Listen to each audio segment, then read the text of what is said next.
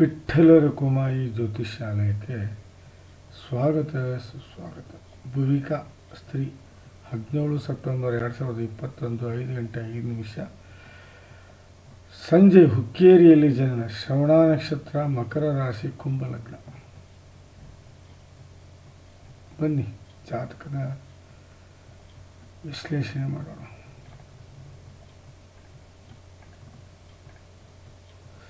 ನೋಡಿ, ಮಗು ಅತಿ ಗಂಡ ಯೋಗದಲ್ಲಿ ಹುಟ್ಟಿದೆ. ಭಾರಿ ಕೆಟ್ಟ ಯೋಗ ರೀ. ದಯವಿಟ್ಟು ಉಮೇಶ್ ಅವರೇ, ದಯವಿಟ್ಟು ಹೇಳ್ತೀನಿ, ನೀವು ಮಗುವಿಗೆ ಗೋಮುಖ ಪ್ರಸವ ಪೂಜೆ ಮಾಡಿಸಿ, ಇಲ್ಲಾಂದ್ರೆ ಬಹಳ ತೊಂದರೆಗೀಡಾಗ್ತಾಳೆ. ಗೋಮುಖ ಪ್ರಸವ ಪೂಜೆ ಮಾಡಿಸ್ಕೊಳ್ಳಿ.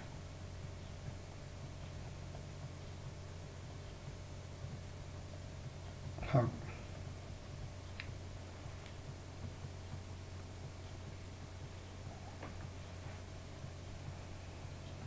ಗೋಮುಖ ಪ್ರಸವ ಪೂಜೆ ಮಾಡಿಸ್ಕೊಳ್ಳಿ ದಯವಿಟ್ಟು.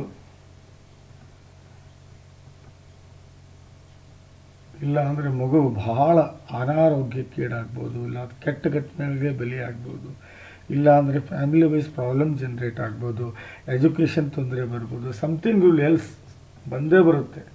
ಮಗುವಿನ ಏಳಿಗೆ ಅಷ್ಟು ಪ್ರಾಪರ್ ಆಗೋದಿಲ್ಲ, ಬರೀ ಕಷ್ಟಗಳನ್ನೇ ಸೋಸಬೇಕಾಗುತ್ತೆ. ದಯವಿಟ್ಟು ಹೇಳ್ತೀನಿ ನೋಡಿ, ಅಡ್ಡ ದಾರಿ ತುಳಿಬೋದು, ಎಲ್ಲ ಆಗ್ಬೋದು. ದಯವಿಟ್ಟು ಗೋಮುಖ ಪ್ರಸವ ಪೂಜೆ ಮಾಡಿಸಿ. ಯೋಗ ಅತಿ ಗಂಡ ಯೋಗದಲ್ಲಿ ಹುಟ್ಟಿದ್ರಿಂದ ಇದು ಬಹಳ ಡೇಂಜರಸ್ ಯೋಗ. ಬನ್ನಿ ಜಾತಕವನ್ನು ನೋಡೋಣ.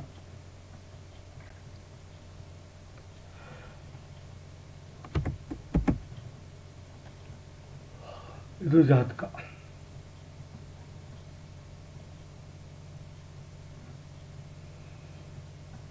ನೋಡಿ, 1 ನೀವು ನಿಮ್ಮ ವ್ಯಕ್ತಿತ್ವ, 2 ವ್ಯವಹಾರ, 3 ಪರಾಕ್ರಮ, 4 ನಿಮ್ಮ ತಾಯಿ ಹಾಗೂ ಪ್ರಾಪರ್ಟಿ, 5 ವಿದ್ಯೆ, 6 ಕಷ್ಟ, 7 ದಾಂಪತ್ಯ, 8 ಶತ್ರು, 9 ಭಾಗ್ಯ, 10 ಕೆಲಸ, 11 ಲಾಭ, 12 ವಿದೇಶಿ ಪ್ರಯಾಣ. ಯಾವುದೇ ಗ್ರಹ ಇರಲಿ, 0 to 6 ಆಗಲಿ ಅಥವಾ 24 to 29 ಆಗಲಿ ಇದ್ದರೆ ಲಾಭ ಸಿಗಲ್ಲ. 6ರಿಂದ 24 ಇರಬೇಕು. 0 to 6 ಅಂದರೆ 0 to 10 ಇಯರ್ಸ್ ಅಂತ ಅರ್ಥ. 24 to 29 ಅಂದರೆ 65ರಿಂದ 100 ವರ್ಷ ಅಂತ ಅರ್ಥ. 6ರಿಂದ 24 ಅಂದರೆ 15ರಿಂದ 60 ವರ್ಷ ಅಂತ ಅರ್ಥ. ನೋಡಿ, ಇದನ್ನು ನಾವು ಬಾಲ್ಯಾವಸ್ಥೆ ಅಂತ ಕರೆದ್ರೆ, ಇದನ್ನು ನಾವು ವೃದ್ಧಾಪ್ಯ ಅವಸ್ಥೆ ಅಂತ ಕರಿತೀವಿ, ಇದನ್ನು ನಾವು ಯೌವನಾವಸ್ಥೆ ಅಂತ ಕರಿತೀವಿ. ಹೌದು, ಯೌವನಾವಸ್ಥೆಯಲ್ಲಿ ಇರುವಂಥ ಯಾವುದೇ ಗ್ರಹ ಇರಲಿ ಅದು ಒಳ್ಳೆ ಫಲ ಕೊಡುತ್ತೆ. ಆದರೆ ಉಚ್ಚ ನೀಚ ಅಸ್ತಂಗತ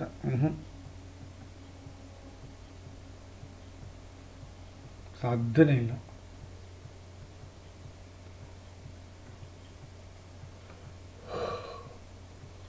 ಒಂದು 4 7 10 ಕೇಂದ್ರ ಆದರೆ 2 ಧನೇಶ, 11 ಲಾಭೇಶ. ನೋಡಿ, 1 5 9 ತ್ರಿಕೋಣ ಆದರೆ 6 8 12 ಭಾರಿ ಕೆಟ್ಟ ಸ್ಥಾನ. 3 50-50. ಉಮೇಶ್ ಅವರು ಏನು ಹೇಳಿರಿ ನಾನು ಜಾತಕ ಈ ಹುಡುಗಿದು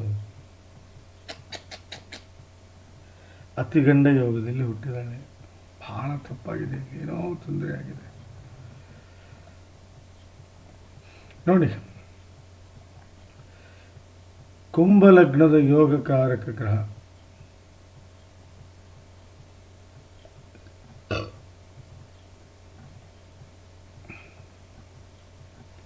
ಒಂದನೇದೇ ಬಂದು ಶನಿ, 2ನೇದು ಶುಕ್ರ, 3ನೇದು ಬುಧ, 4ನೇದು ಕುಜ, ತಾತ್ಕಾಲಿಕ ಮಿತ್ರ ಗುರು. ರಾಹು ಕೇತು ಮಿತ್ರರಾದರೆ ಅತಿ ದೊಡ್ಡ ವಿರೋಧಿ ಚಂದ್ರ ಮತ್ತು ಸೂರ್ಯ.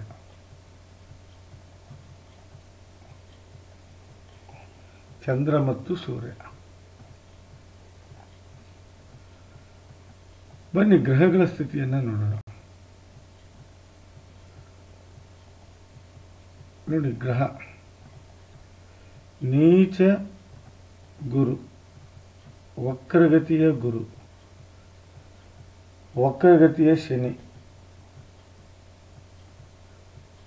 ಉಚ್ಚ ಬುಧ, ಅಸ್ತಂಗತ ಕುಜ, ಉಚ್ಚ ಕೇತು, ಉಚ್ಚ ರಾಹು.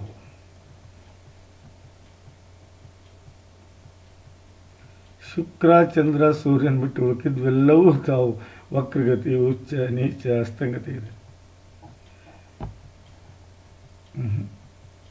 ಗುರು ನೀಚ ಕರೆಕ್ಟಾ? ಉಚ್ಚ ರಾಹು, ಉಚ್ಚ ಕೇತು, ಉಚ್ಚ ಬುಧ, ಅಸ್ತಂಗತ ಕುಜ. ಜಾತಕ ಭಾಳ ಕೆಟ್ಟಿದೆ ಇವರೇ. ಮಗು ಚಿಕ್ಕದಿದೆ, ಇವಾಗಲೇ ಶಾಂತಿ ಮಾಡಿಸ್ಕೊಂಬಿಡಿ. ನೋಡಿ, 1ನೇ ಭಾವ, 1ನೇ ಭಾವದ ಸ್ವಾಮಿ 12ನೇ ಮನೆಯಲ್ಲಿದ್ದಾನೆ.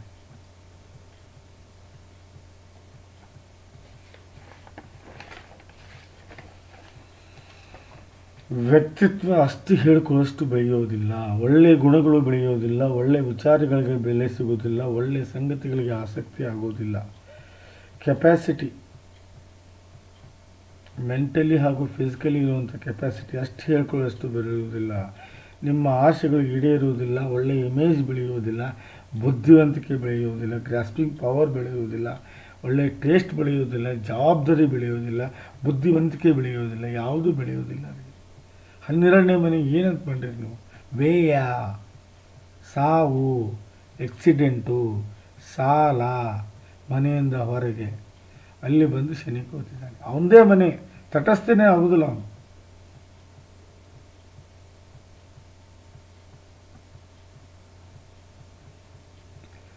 ಒಂದನೇ ಮನೆಯಲ್ಲಿ ಯಾರಿಲ್ಲ ನೋಡಿ, ನೀವೇ ನೋಡ್ಕೊಳ್ಳಿ. ಹಿಂಗೆ ಹಾಗೆ ನೋಡಿ. 2ನೇ ಭಾವ, 2ನೇ ಭಾವದ ಸ್ವಾಮಿ ಗುರು 12ನೇ ಮನೆಯಲ್ಲಿ, 12ನೇ ಮನೆಯಲ್ಲಿ ನೀಚ ಭಂಗ ಆಗಿದೆ, ಒಪ್ಕೋತೀನಿ. ವ್ಯವಹಾರಗಳು ಅಷ್ಟು ಹೇಳ್ಕೊಳ್ಳೋಷ್ಟು ನಡೆಯೋದಿಲ್ಲ, ಒಳ್ಳೆಯ ಬಿಹೇವಿಯರ್ನ ಆಗೋದಿಲ್ಲ, ಕೆಟ್ಟ ಹ್ಯಾಬಿಟ್ಸನ್ನು ಕಲಿಬೋದು, ನಡವಳಿಕೆಯಲ್ಲಿ ಸಿಕ್ಕಾಪಟ್ಟೆ ವ್ಯತ್ಯಾಸ ಬರ್ಬೋದು, ದುಡ್ಡಿನ ಒಳಹರಿವು ಮತ್ತು ಹೊರಹರಿವು ಹೇಳ್ಕೊಳ್ಳೋಷ್ಟು ಇರೋದಿಲ್ಲ, ಸಂಬಂಧಿಗಳ ಜೊತೆಗೆ ಸಂಬಂಧ ಸರಿ ಇರೋದಿಲ್ಲ, ಹೊಂದಾಣಿಕೆಯ ಬದುಕು ಬಹಳ ಕಷ್ಟ ಆಗುತ್ತೆ, ಹಣ ಸೇವ್ ಮಾಡಲ್ಲ, ಪರಿವಾರದ ಸ್ಥಿತಿ ಬಹಳ ಕೆಡುತ್ತೆ. ಅದು ಅಲ್ಲದೆ ಆ ಸ್ಟಡೀಸ್ ಬಹಳ ವೀಕ್ ಆಗ್ತಾಳೆ, ಮಾತಿನಲ್ಲಿ ಏನು ರುಚಿ ಹಾಗೂ ವಚನತ್ವ ಇರೋದಿಲ್ಲ, ಮಾತಿನ ದಾಟಿ ಅಷ್ಟು ಹೇಳ್ಕೊಳ್ಳೋಷ್ಟು ಇರೋದಿಲ್ಲ. ಬನ್ನಿ 3ನೇ ಭಾವ ಕುಜ ನೋಡಿ, ಇಲ್ಲಿ ಅಸ್ತಂಗತ ಆಗಿದ್ದಾನೆ.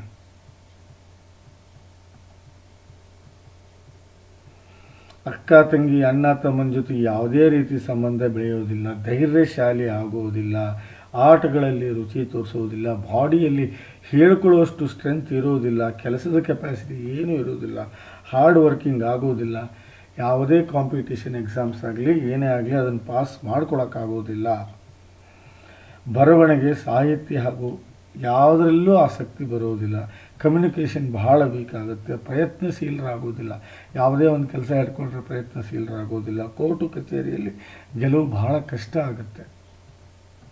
4ನೇ ಮನೆ ರಾಹು ಉಚ್ಚ ಸ್ಥಾನದಲ್ಲಿದ್ದಾನೆ. ಸೊ 10ನೇ ಮನೆ ಸ್ವಾಮಿ, 4ನೇ ಮನೆ ಸ್ವಾಮಿ ಅವನೇ. ಸೊ ಅಲ್ಲಿ ರಾಹು ಒಳ್ಳೆ ಫಲನೇ ಕೊಡ್ತಾನೆ. ತಾಯಿ ಮೇಲೆ ವಿಪರೀತ ಪ್ರೀತಿ ಇರುತ್ತೆ, ತಾಯಿಗಳ ಮೇಲೆ ಬಹಳ ಪ್ರೀತಿ ಇರುತ್ತೆ, ಜವಾಬ್ದಾರಿತ ವ್ಯಕ್ತಿ ಆಗ್ತಾರೆ, ಇಲ್ಲ ಅಂತಲ್ಲ. ಗ್ರಹಗಳ ಶಾಂತಿ ಆದರೆ 4ನೇ ಫಲ, ಇಲ್ಲಾಂದ್ರೆ ಇಲ್ಲ.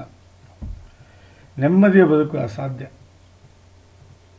ಸುಖ ಯಾವುದೇ ರೀತಿ ಸುಖ ಅನುಭವಿಸೋಕ್ಕೆ ಕಷ್ಟ, ಯಾವುದೇ ಪ್ರಾಪರ್ಟಿ ಗಳಿಸೋದಿಲ್ಲ, ಹೈಯರ್ ಎಜುಕೇಷನ್ ಆಗೋದಿಲ್ಲ, ಪ್ರಾಪರ್ಟಿ ಗಳಿಸ್ತಾರೆ, ಹೈಯರ್ ಎಜುಕೇಷನ್ ಆಗೋದಿಲ್ಲ. ಯಾಕಂದರೆ 5ನೇ ಮನೆ ಸ್ವಾಮಿ ಅಷ್ಟಮದಲ್ಲಿ ಬಂದಿದ್ದಾನೆ.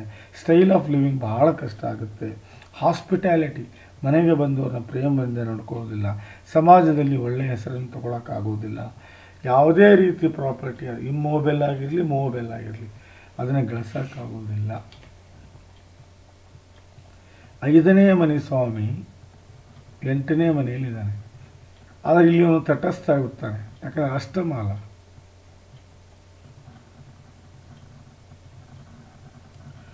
ಒಳ್ಳೆಯ ಎಜುಕೇಷನ್ ಸಿಗೋದಿಲ್ಲ, ಒಳ್ಳೆಯ ದಾಂಪತ್ಯ ಸಿಗೋದಿಲ್ಲ, ಒಳ್ಳೆಯ ಮಕ್ಕಳು ಮಕ್ಕಳ ಭಾಗ್ಯ ಸಿಗುತ್ತೋ ಎಲ್ಲೋ ಡೌಟು, ಒಳ್ಳೆ ಟ್ಯಾಲೆಂಟ್ ಡೌಟು, ಪಾಪ್ಯುಲಾರಿಟಿ ಭಾಳ ಡೌಟು, ಪ್ರೀತಿ ಪ್ರೇಮ ವಿಚಾರದಲ್ಲಿ ಬಹಳ ಹಿಂದುಳಿತಾಳೆ, ಕಾಂಪಿಟೇಟಿವ್ ಎಕ್ಸಾಮ್ಸ್ ಹೇಳ್ಕೊಳ್ಳೋಂಗಾಗೋದಿಲ್ಲ, ಸಾಧನೆಗೆ ದಾರಿ ಸಿಗೋದಿಲ್ಲ, ಒಳ್ಳೆಯ ಗುಣಗಳನ್ನು ಬೆಳೆಯೋದಿಲ್ಲ, ಪಬ್ಲಿಕ್ ಇಮೇಜ್ ಬಹಳ ಕಷ್ಟ. 6ನೇ ಮನೆ ಸ್ವಾಮಿ 12ರಲ್ಲಿದ್ದಾನೆ, ಅದು ಶನಿ ಜೊತೆಗಿದ್ದಾನೆ. ಬಹಳ ಕಷ್ಟಗಳನ್ನು ಅನುಭವಿಸ್ಬೇಕಾಗತ್ತೆ, ಸಾಲಗಳನ್ನು ಮಾಡ್ಕೋಬೇಕಾಗತ್ತೆ, ಜಗಳ ಜಾಪತ್ರೆಯಿಂದ ಜೀವನ ಕೂಡಿರುತ್ತೆ, ವಿರೋಧಿಗಳು ಹುಟ್ಕೋತಾರೆ, ಆರೋಗ್ಯದ ಸಮಸ್ಯೆ ಭಾಳ ಆಗುತ್ತೆ, ಮನೆಯಲ್ಲಿ ಹೊಂದಾಣಿಕೆ ಆಗದಂಗೆ ಹೋಗ್ಬೋದು, ವಿವಾದಗಳಿಗೆ ಗುರಿಯಾಗ್ಬೋದು, ಅಪವಾದಗಳನ್ನು ಹೊತ್ಕೋಬೋದು, ಕೋರ್ಟು ಕಚೇರಿಯಲ್ಲಿ ಜಗಳ ಬರ್ಬೋದು, ಎಲುಬು ಕೀಳು ನರ ಮತ್ತು ಸ್ನಾಯುಗಳ ರೋಗಕ್ಕೆ ತುತ್ತಾಗ್ಬೋದು, ತಂದೆಗೆ ಹಿನ್ನಡೆ ಆಗ್ಬೋದು. ಆಗೋದಿಲ್ಲ ತಂದೆಗೆ, ಯಾಕಂದ್ರೆ ಚಂದ್ರ 12ನೇ ಮನೆಯಲ್ಲಿದ್ದಾನೆ. 7ನೇ ಮನೆ ಸ್ವಾಮಿ ಅಷ್ಟಮದಲ್ಲಿದ್ದಾನೆ ನೋಡಿ. 7ನೇ ಭಾವದ ಸ್ವಾಮಿ 8ನೇ ಮನೆಯಲ್ಲಿದ್ದಾನೆ. ದಾಂಪತ್ಯ ಬಹಳ ಕಷ್ಟ ಆಗುತ್ತೆ ಸರ್. ಒಳ್ಳೆ ಗಂಡ ಸಿಗುವುದಿಲ್ಲ, ದಾಂಪತ್ಯದ ಆಯುಷ್ಯು ಬಹಳ ಕಡಿಮೆ ಆಗುತ್ತೆ, ದಿನನಿತ್ಯ ಬರುವ ದುಡ್ಡು ಬರುವುದಿಲ್ಲ, ಒಳ್ಳೆ ಪಾರ್ಟ್ನರ್ಶಿಪ್ ಆಗಲಿ ಬಿಸ್ನೆಸ್ ಆಗಲಿ ನಡೆಯುವುದಿಲ್ಲ, ದಿನನಿತ್ಯದ ನಡವಳಿಕೆ ಬಹಳ ಕಷ್ಟ ಆಗುತ್ತೆ, ಸ್ವಂತ ಬಿಸ್ನೆಸ್ ಮಾಡಿದ್ರೆ ಹಾಳಾಗ್ತಾರೆ, ಪ್ರೊಫೆಷ್ನಲಿ ಸಕ್ಸಸ್ಫುಲ್ ಆಗೋದಿಲ್ಲ. 8ನೇ ಭಾವದಲ್ಲಿ ಕುಜ ಅಸ್ತಂಗತ ಇದ್ದಾನೆ, ಸೂರ್ಯ ಇದ್ದಾನೆ, ಬಟ್ ಬುಧ ಇಲ್ಲೇ ತಟಸ್ಥನಾಗ್ತಾನೆ, ಹಾಗಾಗಿ ಯಾವುದೇ ರೀತಿ ಪ್ರಾಬ್ಲಮ್ ಸಿಗುವುದಿಲ್ಲ. ನೋಡಿ 9ನೇ ಭಾವದ ಸ್ವಾಮಿ 9ನೇ ಮನೆಯಲ್ಲಿದ್ದಾನೆ. ಹೌದು, ಇದನ್ನು ಶ್ರೇಷ್ಠ ಮಹಾಲಕ್ಷ್ಮಿ ಯೋಗ ಅಂತ ಕರಿತೀವಿ ನಾವು.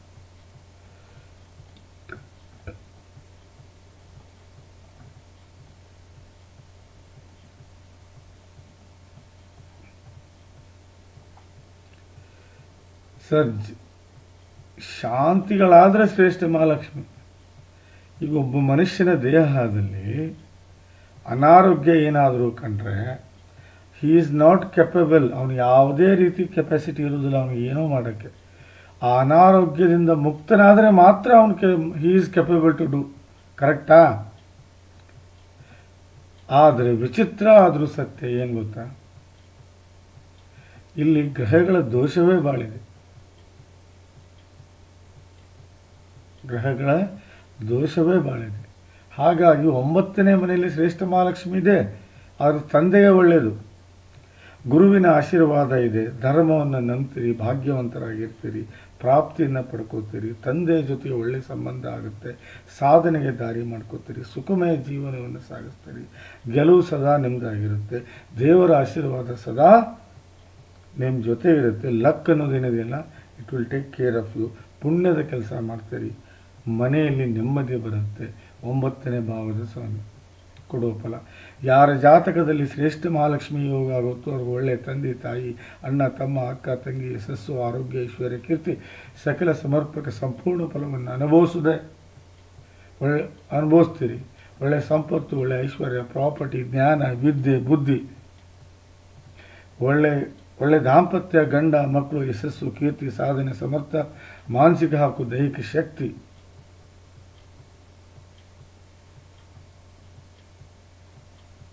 ಸಾಮಾಜಿಕ ಹಾಗೂ ಧಾರ್ಮಿಕ ಮುಖ್ಯ ಕೆಲಸಗಳು, ಮಾನ ಪ್ರತಿಷ್ಠೆ, ಯಶಸ್ಸು, ಕೀರ್ತಿ, ಸಾಧನೆ ಹಾಗೂ ಒಳ್ಳೆಯ ಆರೋಗ್ಯ ಮತ್ತು ಆಯುಷ್ಯವನ್ನು ಕೊಟ್ಟು ದೇವರು ಕಾಪಾಡ್ತಾನೆ ಅಂತ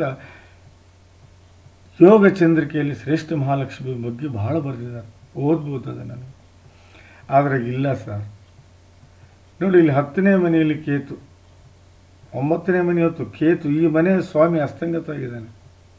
ಇಲ್ಲಿ ಅವನ್ನ ಆ್ಯಕ್ಟಿವೇಟ್ ಮಾಡೋಕ್ಕೆ ಬರೋಲ್ಲ. 8ನೇ ಮನೆಯಲ್ಲಿ ಅವನನ್ನು ನೀವು ಆ್ಯಕ್ಟಿವೇಟ್ ಮಾಡೋಕ್ಕೆ ಬರೋಲ್ಲ, ಹವಳ ಹಾಕ್ಕೊಂಡು ಅವನಿಗೆ ಶಕ್ತಿ ತುಂಬಿಸೋಕ್ಕೆ ಬರೋಲ್ಲ. ಇಂಪಾಸಿಬಲ್.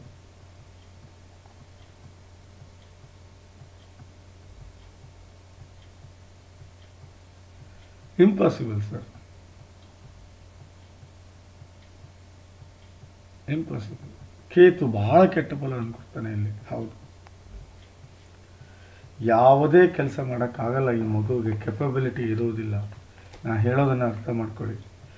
ಕೆಲಸ ಬಹಳ ಕಡಿಮೆ ಆಗುತ್ತೆ, ಕೆಲಸದಲ್ಲಿ ಗೆಲುವು ಕಡಿಮೆ ಆಗುತ್ತೆ, ಗಳಿಕೆ ಏನೂ ಇರುವುದಿಲ್ಲ, ತಂದೆಯ ಜೊತೆಗೆ ಒಳ್ಳೆಯ ಸಂಬಂಧ ಇರುವುದಿಲ್ಲ, ಮಾಡುವಂಥ ಕೆಲಸದಲ್ಲಿ ಆಸಕ್ತಿ ಇರುವುದಿಲ್ಲ.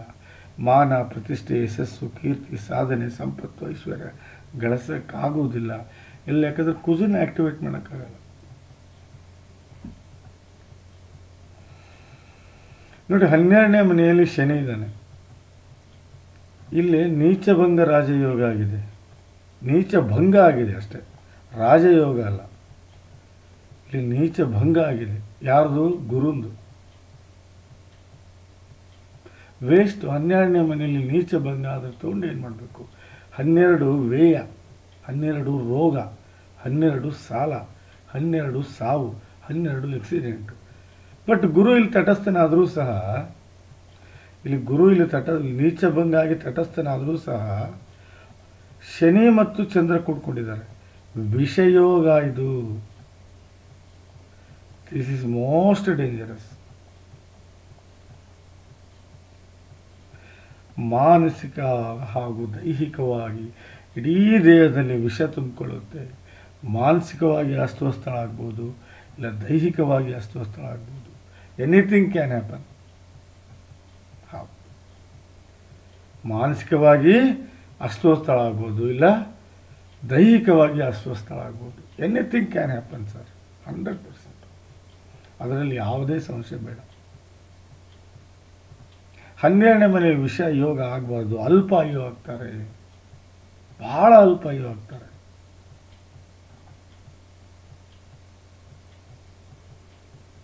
ಅಲ್ಪಾಯು ಆಗ್ತಾರೆ. ನೋಡಿ, ನಾನು ಹೇಳೋದು ಇಷ್ಟೇ ನಿಮಗೆ. ಶುಕ್ರನನ್ನು ಬಿಟ್ಟು ಗೋಮುಖ ಪೂಜೆ ಮಾಡಿಕೊಂಡು ಉಳಿದ 8 ಗ್ರಹಗಳ ಶಾಂತಿ ಮಾಡಿ ಆಕಳವನ್ನು ದಾನ ಮಾಡಬೇಕು.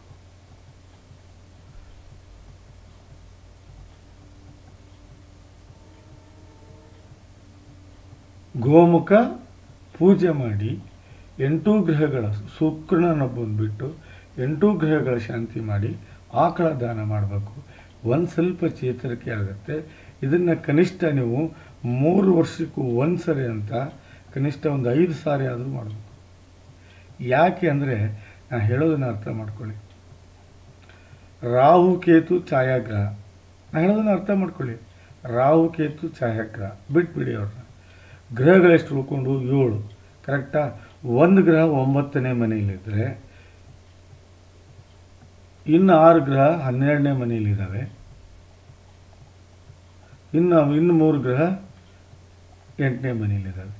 ನಾನು ಏನು ಹೇಳಿದ್ದೆ ಅಕ್ಕ ಉಮೇಶ್ ಅವರ? ನಿಮಗೂ ಅರ್ಥ ಆಗುತ್ತೆ, ನೋಡಿ ಕಲ್ತಿದ್ದೀರಾ ಆಲ್ರೆಡಿ. 3 ಗ್ರಹ 12ನೇ ಮನೆಯಲ್ಲಿದ್ದಾವೆ, ಇನ್ನು 3 ಗ್ರಹ ಅಷ್ಟಮದಲ್ಲಿದ್ದಾವೆ. ಯಾವ ರೀತಿ ಹೇಳ್ಬೇಕು ಹೇಳಿ ನಾನು?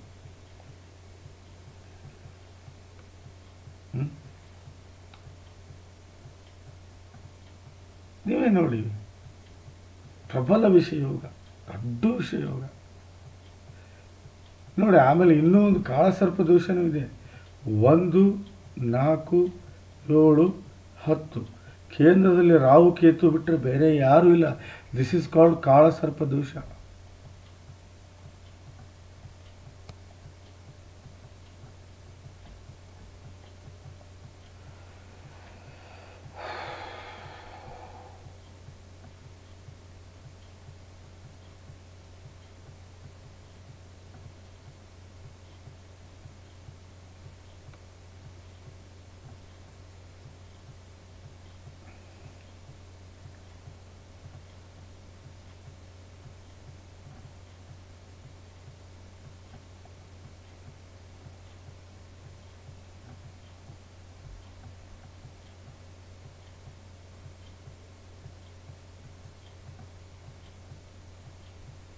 ಏನು ಮಾತಾಡಲಿ, ನಾನು ಮಾತಾಡೋಕ್ಕೆ ನನ್ನ ಬಾಯಿನೇ ಬರ್ತಾ ಇಲ್ಲ.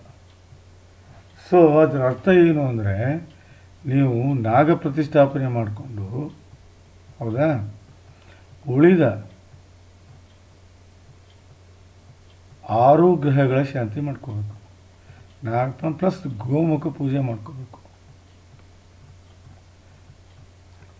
ದಯವಿಟ್ಟು ನಾನು ಹೇಳೋದು, ನೀವು ಮಗುನ ಕಾಪಾಡ್ಕೋಬೇಕ್ರಿ. ಯಾಕಂದರೆ ವಿಷಯೋಗ 12ನೇ ಮನೆಯಲ್ಲಿದ್ದರೆ ಅಲ್ಪ ಆಯು ಆಗ್ತಾರೆ. 1ನೇ ಮನೆ ಸ್ವಾಮಿ ಕುಜ 5ರಲ್ಲಿದ್ದಾನೆ ನೋಡಿ. 4ನೇ ಮನೆ ಸ್ವಾಮಿ ನೀಚ ಶ್ರಪಿತ ಯೋಗ ಆಗಿದೆ.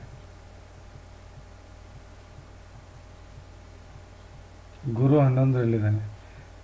ದಾಂಪತ್ಯದ ಸುಳಿವೇ ಇಲ್ಲ.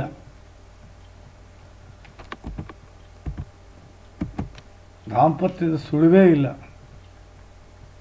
ನೋಡಿ. D30 ನೋಡಿ, ಇಲ್ಲಿ ನೋಡಿ ವಿಷಯೋಗ. ಅಷ್ಟಮದಲ್ಲಿ ಅಂಗಾರಿಕ ದೋಷ ಇಲ್ಲ ಸರ್. ಬಹಳ ಎಲ್ಲ ಇದನ್ನು ಚೆಕ್ ಮಾಡ್ಕೊತಂದ್ರು ಕೆಟ್ಬಿಟ್ಟಿದೆ ಜಾತಕ, ಪೂರ್ಣ ಕೆಟ್ಟಿದೆ. ಎಜುಕೇಷನ್ ಆಗ್ಬೋದು, ಅದರಲ್ಲಿ ಯಾವುದೇ ಸಮಸ್ಯೆ ಇಲ್ಲ. ನೀವು ಮಗುನ ಕರೆಕ್ಟಾಗಿ ಇದನ್ನು ಮಾಡಿಕೊಂಡ್ರೆ 100% ಎಜುಕೇಷನ್ ಆಗುತ್ತೆ. ಕಲಿತಾಳೆ, ಇಲ್ಲ ಅಂತಲ್ಲ. ಬಟ್ ನೀವು ಶಾಂತಿ ಮಾಡ್ಕೋಬೇಕು. ಶಾಂತಿ ಮಾಡ್ಕೊಳ್ಳೋದೇನೆ ಏನು ಮಾಡೋಕ್ಕಾಗಲ್ಲ ನೋಡಿ. ಕೆಲಸದ ವಿಚಾರ 5ನೇ ಮನೆಯಲ್ಲಿ ಕುಜ ನೀಚ,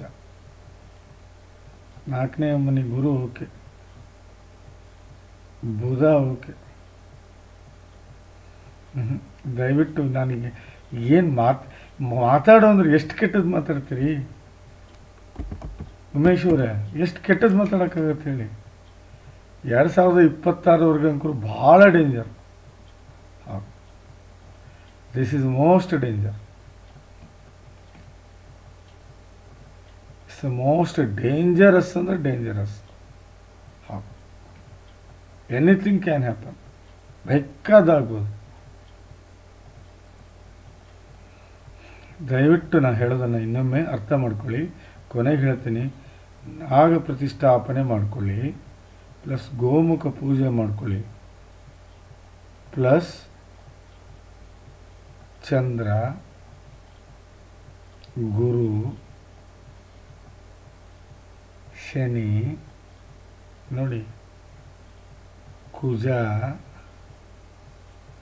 ಬುಧ ಹಾಗೂ ಸೂರ್ಯ, ಈ 6 ಗ್ರಹಗಳ ಶಾಂತಿ ಮಾಡ್ಕೊಳ್ಳಿ. ಹೌದು, ಆ ದೈವಿಚ್ಛೆ ಅಂತ ಹೇಳ್ತಾ ಈ ಜಾತಕದ ವಿಶ್ಲೇಷಣೆ ಮುಗಿಸ್ತಿದ್ದೀನಿ. ಇಷ್ಟವಾದರೆ ದಯವಿಟ್ಟು 4 ಜನಕ್ಕೆ ಶೇರ್ ಮಾಡಿ, ನನ್ನನ್ನು ಕ್ಷಮಿಸಿ. ಯಾಕಂದರೆ ಅಷ್ಟು ಕೆಟ್ಟದ್ದು ಮಾತಾಡೋಕ್ಕೆ ನನಗೂ ಆಗಲ್ಲ. ನನಗೂ ಹಿಂಸೆ ಅನಿಸುತ್ತೆ. ನನಗೂ 2 ಹೆಣ್ಮಕ್ಳಿದೆ. ಸರಿ ಸರ್.